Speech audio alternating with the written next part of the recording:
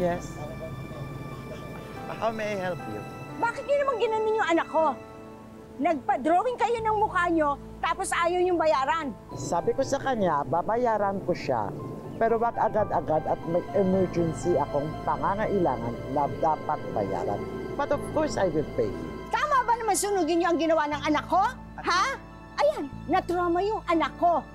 Tapos sasabihan mo pa na ibabagsak mo? Kung sa'yo pwede yung mga ganyang kilos at pambabastos, sa akin, hindi siya papasa at hindi siya umutang. Guard! Sumusobra ka na! Tama na po yan! Mrs. Tama na po yan! Sobra ka na! Tandaan mo mukha at huwag mo nang papasukin. Go! Malis ka na bago tayo mo. Nireklamo kita! Mrs., umalis na lang po kayo. Tandaan mo mukha. Thanks po, ma'am.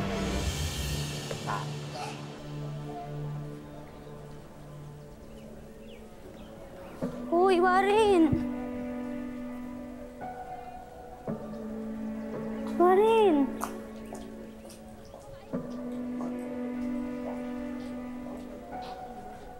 Binagsak na ako ni Mrs. Jacinto.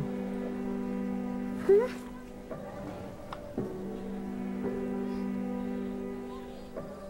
Warren, tama na. Magagawa natin to ng paraan, ha? Mali itong ginawa ni Mrs. Jacinto. Tama na.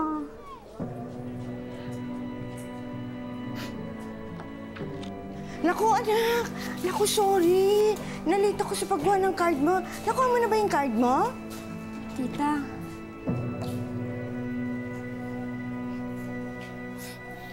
Walang hiya talaga yung Mrs. Jacinto na yan eh! Sorry po, Nay. Hindi, anak. Kailangan pagbayaran nitong Mrs. Jacinto na ito yung ginawa niya eh. Hindi tama ito!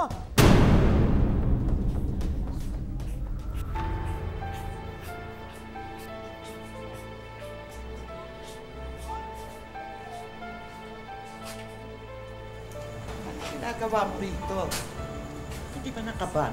Magrereklamo kami sa ginawa mong pagbagsak sa anak ko na walang tamang batayan. Nagsasayang ka lang ang oras mo. Anong klaseng teacher ka? Anong ginawa mo? Walang hiya ka talaga! Nay! Tita! Nay, tama na po! Nay, tama na! Tama na!